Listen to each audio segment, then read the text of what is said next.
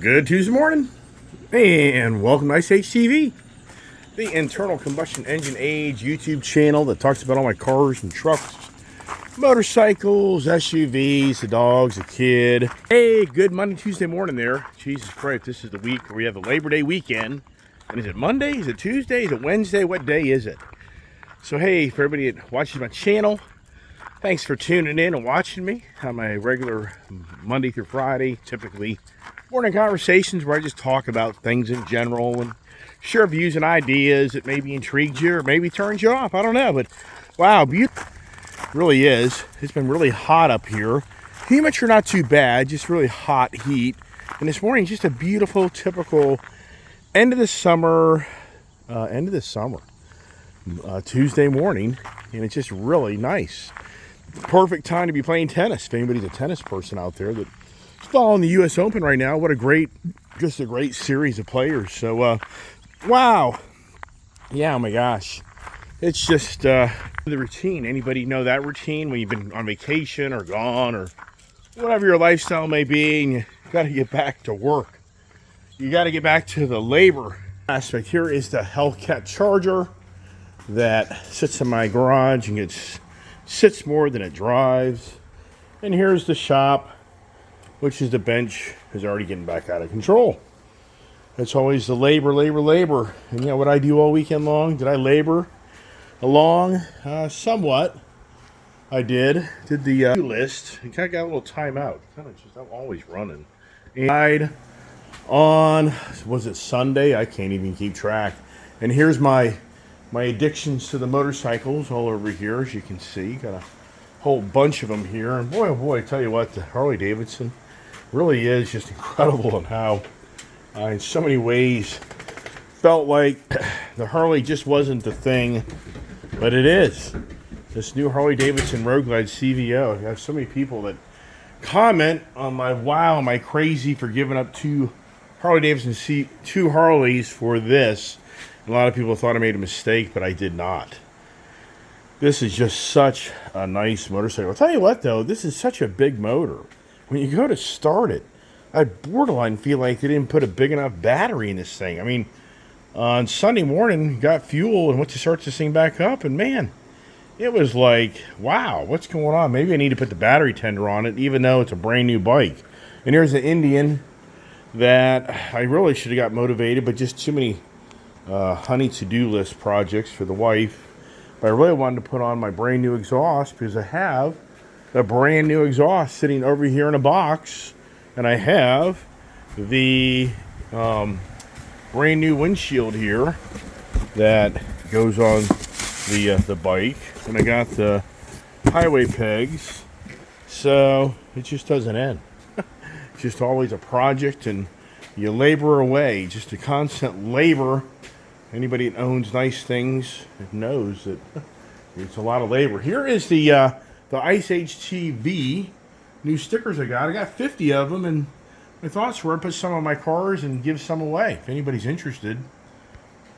Put a sticker on your car.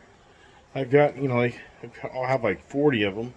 I've had a few people reach out, but you got to go to iceagetvcomments@gmail.com. If anybody wants a sticker, just email me. Just email iceagetvcomments@gmail.com, and I'll mail you a sticker.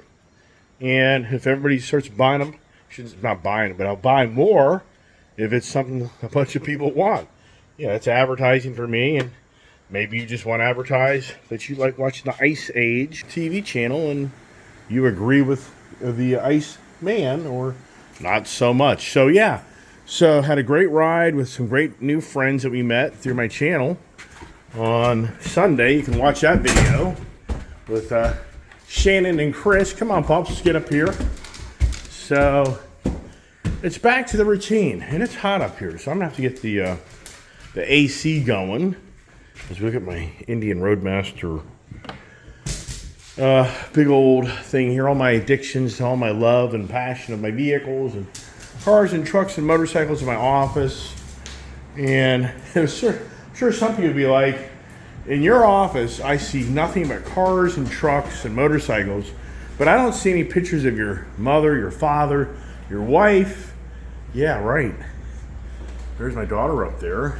There's Arnold. What's my addictions? Yeah, I know. Right. It's all about the motors. Yeah, do you see one EV vehicle picture? I mean, do you see one vehicle? Anything in here has to do with electric vehicle. No. Isn't that a statement? Even though I have them. Let me get the fan on. Yeah, so what are we talking about today? I thought we'll keep the Labor Day weekend theme into the labor of our love, labor of our life, labor relationships. Isn't that a broad conversation? So, yeah, me get back into the working and doing all this stuff and just, oh my gosh, so it's just incredible how labor. I just thought to myself this morning, labor, how the UAW, if you're following any news, the United Autos Workers, 144,000 roughly union workers, are all on this new Shawn Fain's page of striking against Ford, GM, and Stellantis, aka Jeep, Ram, Dodge, I guess, and they're just adamant about wanting a much better labor compensation package. But the big three, from what they want, from what the big three want, it's a huge separation. But I mean, I'm no fool in business. This guy Shawn Fain, you just set the bar at such a stupid high number that if GM and Ford come to even to a third of what you're demanding, you did better than asking for a little. So meaning that he's wanting a 46% increase raise, and they're basically the big threes at 7 to 9%, and then the 3-day work week. That's just pretty incredible. Think about this. So if you're a union employee, you get to work 32 hours a week. I mean, so, and they call it a 3-day work week. I'm just thinking, so I guess it's what, 11 10-hour shifts or something? I mean, I would think it'd be a 4-day work week, but I guess their goal is to be off 4 days and work 3 days. I mean, not bad. I mean, here's the thing. For me as an individual, and I'm sure most people would agree that the amount of money that these CEOs that make out of these companies and the top executives, I mean, it is pretty bad. I mean, if you look at Jeff Bezos, Zuckerberg, Gates, I mean, you can just go through the list of people that run companies that don't really even run them, but they're just the head of the company. And these people make millions, even billions of dollars. And yet all these people that work for them, I mean, sure, there's people that got good compensation, and I understand. It's, who created what. I mean, it gets kind of heavy and deep, but at the same time, it is pretty, in so many ways, lopsided. I mean, if you look at the numbers, the rich are getting richer and the poor are getting poorer. So in some aspects, I don't disagree with how the union per se should be compensated better, but the only way that works is if everybody else can kind of play the same tune. And that's where the challenge for the big three is, that they're going to try to, appease the union, but at the same time, if their competitors from China and the likes of Tesla aren't on the same, policies, then it's a separation of prices like never seen, which just drives the company to the ground. And then for the big executives and all the money, the greed mongers, they won't give back. They're not gonna say, well, okay, is Jeff Bezos gonna give back all those billions of dollars per se to all his employees, that they all start making double the money they make right now? I mean, I can't see it. Those who hold the gold, hold the rules. That's nothing new. That's the beginning of mankind. So with the union, here's something else I think to myself. You get these politicians like that lady Warren out of Connecticut or whatever, and the likes of Bernie Sanders. These politicians start going off of tax the rich, tax the rich, tax the hell out of the rich. And I think to myself, oh my gosh, whoever is following that tune, you're a fool. You're a fool. It's the government wanting to enrich itself with more money off of the rich people of the country. The message should be that these people should be giving back more to the employees. I mean, think this through. The real target should be that these big executives and big companies don't get this big compensation packages, and more of the little guy gets better pay, higher pay, and in the end, it's a no-brainer. If you have higher pay employees, it's going to generate more tax money for the tax man. So in the end, it's a win-win situation, meaning that now the little guy is getting a better compensation and pay, and the government's getting a portion of those higher taxes, a higher income.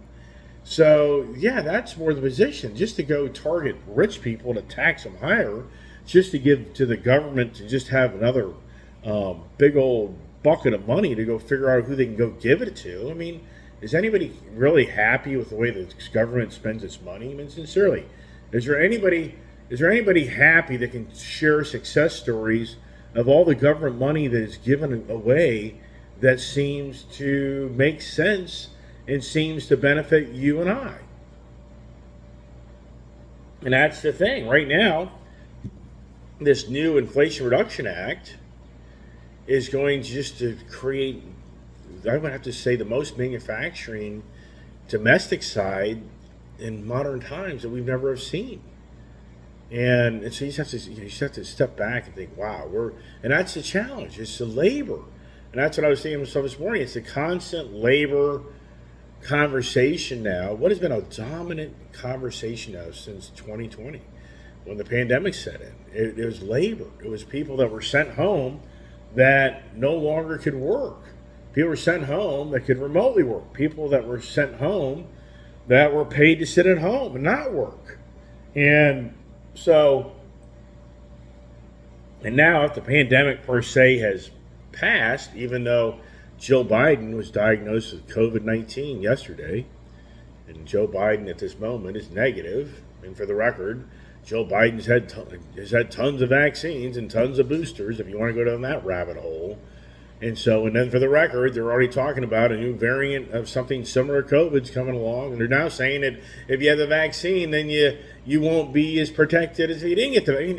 Isn't it incredible how many people have become the doctors and scientists on social media? Does anybody notice that? So many people on social media all of a sudden have degrees, doctorate degrees and science degrees. Has anybody figured this out yet? Oh my gosh, you didn't have major arguments with people all of a sudden are the professionals, right? That were never even a professional doctor or scientist. Hello? Wow, yikes. So anyways, won't go down that rabbit hole to get my channel called out. Yeah, I get called out all day long. I start going down that freaking conversation. So the challenge of labor in our country is at an all-time high. And what I mean by that is there's so many industries that claim that now that finding the right people to do these jobs is challenging. That there's a lot of people, and that was the whole conversation here a few weeks ago, that you've got the manufacturing of a semiconductor company, Taiwan Semiconductor Manufacturing, or Taiwan Manufacturing Semiconductor, whatever it is. They're over here in Arizona trying to build a nice semiconductor plant, and this country doesn't have the qualified people to help build it quick enough. And they're wanting to bring people over here to help build it, but the unions are shutting them down. Won't let it happen. And so here with the Inflation Reduction Act, we're going to witness the biggest infrastructure of our domestic manufacturing to cater to the electric vehicle transformation of transportation of its biggest in the last century of all the big automotive industry setting up shop here, and the battery industry and the solar panel industry and the green agenda industry and the semiconductor industry. But yet you stop and think, but who's going to work? Who's showing up to be qualified to do these jobs? And then who's going to agree to work at a level? And what's really interesting is the millennial generation. What I heard a lot through the word of mouth and other things, The millennial generation, they really pounded their fists that they think that they should be paid more money. That they felt what I just talked about these big businesses and ownership of companies, they enrich themselves way too much, and the employees, are sacrificed. And there's such a mentality out there, the Bernie Sanders mentality, that the big guys, and once again, in so many ways, I don't disagree that Jeff Bezos has way too much money. Jeff Bezos should be giving back more to and I'm sure people would say that are in with Amazon or Jeff, but he does give back and blah, blah, blah. I get all that, but it's a constant challenge is you've got the low level employees, and I get all this. It creates you to want to be bigger and better, to rise in the ranks, to be compensated better. I mean, I get it. It turns into a socialist type of conversation of what's fair, what's not fair, and how everybody gets the same thing. And I understand all that, but at the same time, for us, we're witnessing more than ever that the cost of labor is being challenged more than ever. We're on the government side, and in so many ways, the millennials and others, they feel like so many are undercompensated. And for us, we're here witnessing that everything is getting so much more expensive. Everything. I mean, what? I mean, in all reality, anybody watching my channel, what has gotten, what? I mean, really, I'm not here to argue with anybody. I'm just asking a question. What has become less expensive? I know there's talk of some of the medical drugs are going to become less expensive, but it's just like a niche of some drugs that only certain people that are, take. But at the same time, even for me, at the tip of my tongue, what has become less expensive? I mean, for the most part, labor, I think you'll hear most business people talk about. The challenge has been about bringing people to work for you, and the labor, the costs, the cars, fuel, energy, food. I mean, so what is going on? But yet here we are with the United Auto Workers that is in some ways going to control the domestic manufacturing here in our country, possibly September 14th. So that's hard to believe. Today's September 5th. Yes, it is. Wow. Yeah, I can't keep track of time. I'm thinking yesterday's the 5th and today's the 6th. But anyways, so we're down to 9 days. The 14th of September is United Auto Workers deadline as far as the existing contract, 4-year contract, will expire. And then does the union and the big three come together? And so many analysts say they just can't see it. So I talked about it the other day. So the labor situation for the big three is going to create possibly the craziness in the car market again.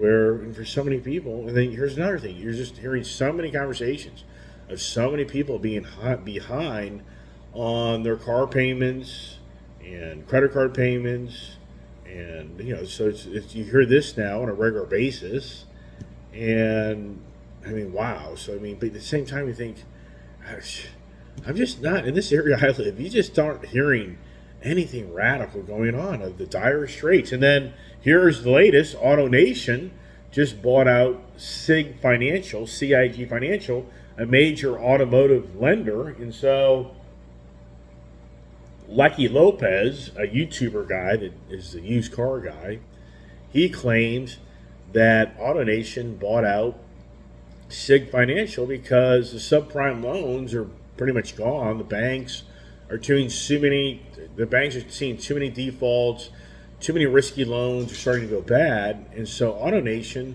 has bringing in-house financing. So somewhat like Ford has done before. Ford has, and GM has had, and Stellantis, Chrysler Financial.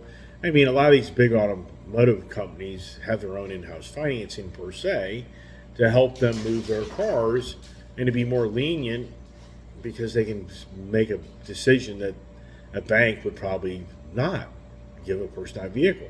So the speculation of AutoNation is this is going to give them more control of their market in selling cars, and for the person that's upside down, they're going to buy the loan. The person that doesn't have the greatest credit, they're going to buy the loan. But their whole so-called Lucky Lopez theory is that AutoNation will then kind of muscle and manhandle their customers where they can't really escape AutoNation. Because when they buy a car that's got negative equity in it, or they don't have great credit, or whatever it may be, the person's going to pay higher interest. They're not going to make a lot of leeway in the car. And when they want to get another car, they're just going to have to do it all over again. And AutoNation's just going to have a repeat subline customers. And so in so many ways, AutoNation's, in my opinion, then is kind of just creating the not so great customer base for their business model, which in my eyes, I think that's probably a headache for a lot of these AutoNation dealers. It just kind of brings in the clientele that maybe they're not really excited about, because you're constantly arguing with people about little things that just bug you. If you're a GM of a dealership, you get it. A guy buys a used car and it just isn't perfect like a new car, and they're not happy, and they want the car to be fixed for free, and they want the free loaner car, and the list goes on. I mean, you can only imagine. Then 6 months later, they feel like they overpaid for the car, and they want to get out of it. It's variables are infinite when you get into the automotive side, and I'm not even managing or running that business, but I'm just speculating that stuff goes on in that industry. So there you go. What's going on the labor side of AutoNation, that they feel like if they don't re-strategize their business model, then labor people start to be laid off. I mean, that's all speculation that we're going to start seeing go from a labor shortage to people are going to be out of a job because you don't need the amount of people to work for them. Tyson's Food, the big chicken conglomerate, they're now raising their hands saying they expanded too big and too fast, and they now have too many chickens to sell. That they're now kind of have created their own problem of where people couldn't find enough chicken, and now there's too much chicken. So for them, they're having to reevaluate their labor and their strategy. So it's all about the labor. Labor, even for me, what a year of me of losing my key labor people who work for me. I mean, just all about labor. And now how my daughter is a laborer for me. Yeah, my daughter now is actually able to work for me and go out and do many things that would I have thought that would have played out a year ago? I just think to myself, wow, it's all about tomorrow. Everybody's always focused about what they think they know is going to happen tomorrow. So many people can't even remember what happened yesterday. I mean, is that about the damn truth? Especially as you get older, if you get what I mean on that. So the labor, I mean, you just the UAW, to me, it's just going to be so disheartening, because I think so many people here are just sick of this constant greed beyond greed that they feel that the dealership industry has just totally, just in so many ways, I think, has just enriched themselves like never seen. And I just think people are going to think, here we go. If this UAW really does decide to play a hardball, and they really do sit in the sidelines, apparently the last major union, which is hard to believe, it was only like 4 years ago, they said, if I remember right, the last UAW disagreement was a 6-week strike. So in this country, if the union went, let's just say, into a 60-day, a 2-month strike, would it really have a huge impact on the car market? Or has the new car market kind of caught up to a degree and it's not going to be that radical? I don't know. I'm not in that side of the market. I'm not that in depth in what's the reality to being another per se car shortage. And then per se, the used car market, does all the values of the used car markets go back up 20-30%? I just can't. I don't know. I don't know. It's just befuddling. Is anybody here just befuddled? And then you see all these economic job numbers and how many jobs have been added to the market, and then the interest rates are continuing to go higher.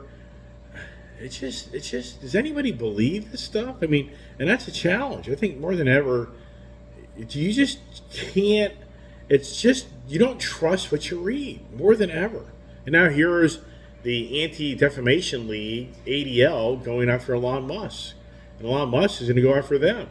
So apparently, Elon Musk on Twitter now, which is X, is calling out ADL because the Twitter or the X is still down 60% per Elon Musk on advertising, ad revenue, because the ADL is persuading so many of these companies that would look to advertise on X, and the anti-Semitism is what their anti-Semitic, comments and all this stuff that's going on and supposedly at X, which Elon Musk is saying is totally false. But the ADL is labeling the X as being, a very bad social platform and a very bad place to advertise and support this anti-Semitic behaviors. So Elon Musk is getting ready to sue him for defamation, basically. So isn't that something? But you know what? There were so many people that were laid off. If you listen to my Friday morning conversation, I talked about how Elon Musk, the last second, closed a deal on Twitter, and the two key executives that were thinking they were getting hundreds of millions of dollars of compensation for resigning, that he timed it where they couldn't do that, and they were fired. But there's thousands of employees that work for Twitter that are no longer with Twitter, and there's just so much revenge. I think that's what's going on, so much more than today in our society. There's just so much, sadly, the hate, the revenge, where people just do not like others, and they try to circumvent them at any cost. I mean, it's just really bad. And in a social platform, it's going on, I think, more than ever. Even to the point, I've said it many times, somebody could literally watch my channel, and just because of my views and ideas and thoughts, they could think that I'm somebody that's truly trying to persuade people to be, mad or angry or take sides with one party versus the other party. And it's just like, oh my gosh, are you kidding me? I'm sitting here talking on just in general terms of what do you see and what do I see? And does this make any sense or does it make sense? And once again, I always say on my channel, hey, share the good news. If you're the Joe Biden, supporter, and I get this, if you're into the green agenda, I mean, if you are getting in the green agenda monies to build out a charging battery network, you love Joe Biden, the Inflation Reduction Act. If you're part of a company that's setting up shop for semiconductors, you love Joe Biden. If you're setting up shop for building batteries, or you're into green agenda, or if you're into the progressive movement, then you're going to love Joe Biden. And then you're going to look at me like I'm the anti-Joe Biden guy. And for me, it'd be like, it isn't that I'm the anti-Joe Biden guy. It's for me, I feel like we have a government that's telling us what's going to be the future, and it's controlling it more than ever. And in my views, it's like it's dangerous when you start to try to control the future. And that's where I don't agree with others telling me they know how it plays out tomorrow. That's where I disagree with people. And that's where I think that's where you got to be careful. There's nothing wrong with the transformation and transition to electric vehicles, but does it have to be radical where all of a sudden, if you're an ICE person, you're called out, you're a bad person? And then why don't you let the markets kind of on their own nature of mankind prevail instead of trying to create the markets to prevail? That's where the disagreements, where I will disagree with somebody on their views and ideas, and then because you're constantly on the page of controlling what will happen tomorrow. You're trying, and so that's where it doesn't work. Mankind's idiots. We're idiots as a human civilization. How long have we been on this earth? What have we accomplished? I mean, think it through. Are you living for 300 years? Do you really know the end? Do you really know what's on the other side? I mean, look at Elon Musk. He's trying to go to Mars. I mean, do you even know our galaxy? The list goes on and on and on and on. How long has mankind been around? Besides, we argue amongst ourselves and get our little broken record in our head that makes us, do the devious things and circumvent others, where all their mission is anger. And it's like, wow, yeah, geez, yeah, get out of that, right? But if you go to social media, it's all it is. It's just, where's the good news, right? Where's the good news? And here's now Kim Jong-un, or whatever his name is, that's over there in North Korea. He's going to go meet with Russia on talking about providing military warfare for Russia to fight Ukraine. And now the U.S. is telling Russia, "Oh, no, no, no, no, you can't do that." I mean, for me as an individual, it's like, oh my gosh. So we're providing military warfare for Ukraine, but now Russia doesn't have the right to go to somebody and have them help with the military warfare. I mean, it's so ridiculous. I mean, it's just, hello, really? I'm not here to support Russia, but at the same time, yeah, okay, so the U.S. can get in Russia's face about, you can't let somebody help you fight this war. Well, what do you do in the United States? You're fighting the war. I mean, oh, right. Where's the good news? Got to get the good news, right? Hey, the good news is I got the new Indian Pursuit. Hey, the good news is I got that new Harley Davidson CVO Road Glide, which I can really tell people that's a really good motorcycle. It's a really nice motorcycle. I mean, sincerely, that is a great.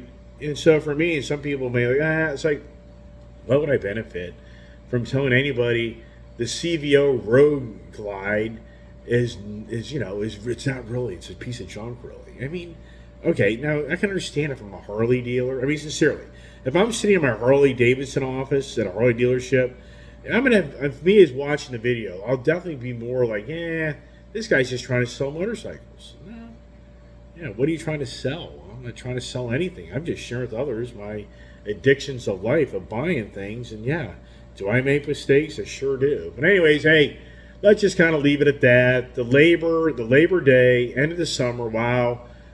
Hearts and prayers out for all the young kids back going to school. I mean, I just can only hope that we can get through this year without the craziness that we witness in our society. I can only hope that for the kids that go to school, that we just don't have to hear the stories. And anybody that's watched my channel, I'm sure I don't have to even say it. You get the message. And I just think for all these little young kids going to school, I can remember taking my child to school, and then she was gone, and for the well-being of our kids.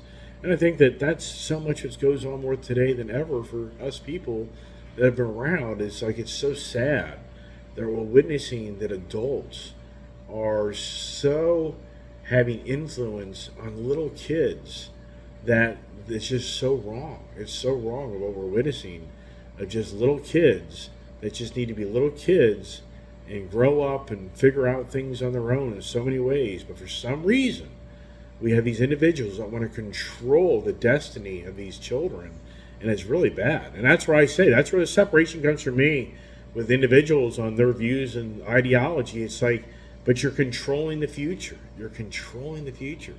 You just can't do that. I mean, it's wrong. It's not the right thing to do. So anyways, leave it at that. It gets heavy and deep.